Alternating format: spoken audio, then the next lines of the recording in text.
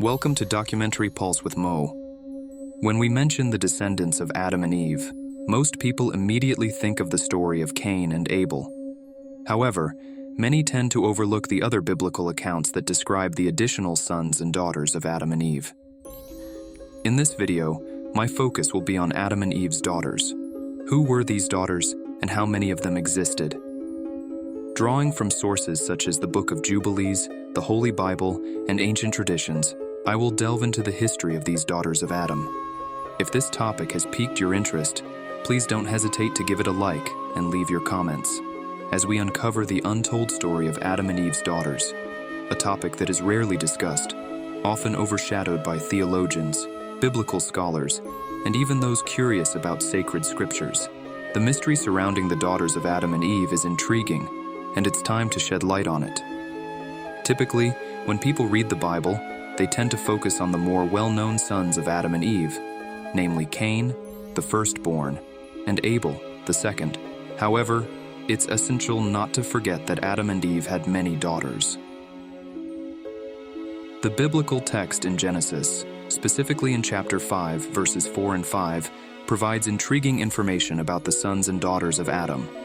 It mentions that after giving birth to Seth, Adam lived for 800 years, during which he fathered both sons and daughters, leading to a total of 930 years of life until his death. The Bible does not provide the names of Adam and Eve's daughters, but there are other texts from ancient Jewish traditions that specify some of their names. Thus, based on the Book of Jubilees, I will mention the names of some of Adam and Eve's daughters according to these ancient Jewish traditions, which offer insights into these less explored figures. For those unfamiliar, the Book of Jubilees is also known as the Little Genesis due to its connection with the word Jubilee, which means joy. It is part of the Old Testament Apocrypha and narrates the creation of the world, the formation of Adam and Eve after the fall, and tells stories of various Old Testament characters, primarily from the Book of Genesis. While it is not a recent text, the oldest manuscript to which we have access dates back to approximately 700 BCE. However, this manuscript is a copy of an even older work. Some scholars associate the Book of Jubilees with the Book of Chronicles, suggesting that the scribe Ezra may have written the text. However, the Book of Jubilees claims that its true author was Moses, who received a revelation from an angel on Mount Horeb.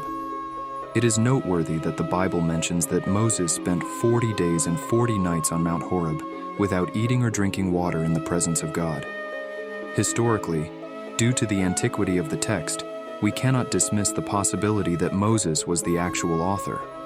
The Book of Jubilees enjoys a significant presence in Israelite culture, with several copies distributed among the people. Additionally, it mentions another mysterious apocryphal book, the Book of Enoch, which was widely known to the early Christians and even formed part of the biblical canon used by them. This underscores the importance of not dismissing the Book of Jubilees, as it contains events that align with the stories of the Bible. Now returning to Adam and Eve, according to various ancient Semitic Abrahamic traditions, the first daughter of Adam and Eve was named Avan. Avan in Phoenician Hebrew carries the meaning of potency, or simply vice. She was therefore the wife and sister of Cain, who was also a son of Adam and Eve. According to the Book of Jubilees, she bore children to Cain, and one of those children was named Enoch. The construction of a city named after his son is mentioned in the Bible as one of Cain's accomplishments after his banishment due to the murder of Abel. The city was called Enoch in honor of his son. The name Avan is mentioned in the Book of Jubilees and in other Abrahamic texts. However, in some of these texts, such as the Cave of Treasures, she is called Kalima. Therefore, Kalima was the wife of Cain and the first daughter of Adam and Eve, according to these traditions.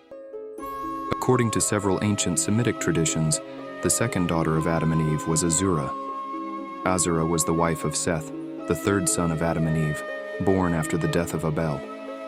The name Seth has etymological roots in Hebrew, and its meaning may be associated with the idea of compensation or substitution. This is relevant because after the murder of Abel by his brother Cain, Seth is considered by Adam and Eve as a substitute for divine compensation for the loss of Abel. He is seen as a righteous and pious descendant, and it is to his lineage that the biblical narrative suggests humanity continued to worship God. Furthermore, Seth's genealogy is significant in the Bible because it leads to Noah, who played a crucial role in the flood story and the survival of humanity. Thus, Seth and his wife Azura were a link in the genealogical chain that connects the creation of humanity to later events and important figures in the Judeo-Christian tradition.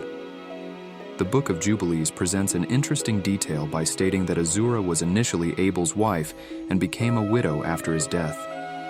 After Seth came of age, he married Azura, and from their union, the lineage of Seth and Seth himself, who became the initial patriarch of this lineage, descended. The Book of Jubilees informs us that Azura was born in the 6th week of the 4th Jubilee and married her brother Seth in the 5th week of the 5th Jubilee. In the 4th year of the 6th week, she gave birth to a son and named him Enos. Subsequently, when Enos grew up, he married in the 3rd week of the 7th Jubilee with Nome, who was his sister, and also the daughter of Seth and Azura. Enos is one of Seth and Azura's sons, and is known for his pious descent and devotion to the worship of God. The main reference to Enos in the Bible is in Genesis 5:6-11, which describes his genealogy as follows. Seth lived 105 years and begot Enos. After he begot Enos, Seth lived 807 years and begot sons and daughters. In total, Seth lived 902 years and he died. Enos lived 90 years and begot Canaan. After he begot Canaan, Enos lived 815 years and begot sons and daughters. In total, Enos lived 905 years and he died. The main characteristic attributed to Enos is his practice of prayer and the invocation of the name of God. The following verse in Genesis 4:26 states, "At that time, people began to call on the name of the Lord." This passage suggests that Enos played an important role in promoting worship and devotion to God in his time, marking a period of spiritual and religious seeking among the descendants of Seth. According to the ancient Book of Jubilees and Semitic Jewish tradition, Cain married his sister Ewan, giving rise to the lineage of Cain. On the other hand, Seth married his sister Azura, leading to the lineage of Seth. You might be curious about how many sons and daughters Adam and Eve had. The biblical text indicates that they had numerous sons and daughters, particularly considering that Adam lived for over 800 years. In fact, Adam and Eve were among the most fertile humans of their time. Eve, as the first woman, was exceptionally fertile, and Adam was also highly fertile.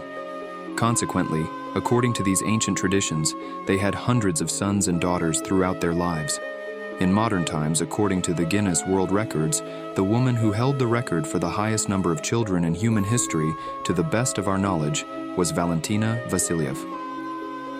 She reportedly passed away at the age of 76, leaving behind 69 surviving children, with only 2 of them dying at a young age.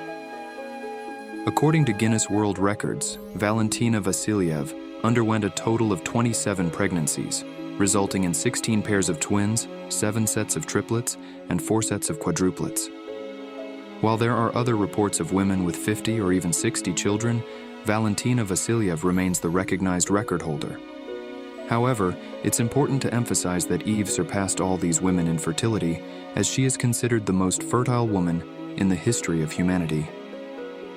So, if a woman today, or even 100 years ago, were capable of giving birth to around 69 children, we can only imagine what Eve achieved, as she lived much longer, reaching the impressive age of 900 years according to the biblical narrative. Furthermore, according to traditions, Adam and Eve were believed to have had numerous children, estimated to be around 70 or even more. Some speculations arise from their robust health, strength, fertility, and the context of the time, which favored procreation. It's even suggested that they might have had hundreds of sons and daughters. In the book of Genesis, chapter 6, verse 1, it is mentioned that as the descendants of Adam multiplied on the earth, many beautiful daughters were born. A lesser-known curiosity is that both the sons and daughters of Adam and Eve had their own ethnic descent. This is because Adam and Eve were originally of mixed race, contributing to the ethnic diversity of humanity. While the world exhibits numerous ethnicities and races, all of them share a common origin in Adam and Eve. The study of mitochondrial DNA, known as mitochondrial Eve, reinforces this idea, indicating that all of humanity shares a common ancestry despite the ethnic and racial diversity we see in the world today. This mitochondrial genetic study revealed that all people descend from the same woman, contributing to the richness of ethnic and racial diversity in our world, all sharing a common connection with our ancestors. Feel free to leave your comments, and also please feel free to suggest new topics you'd like to see in a video. Thank you very much for watching up to this point. See you soon.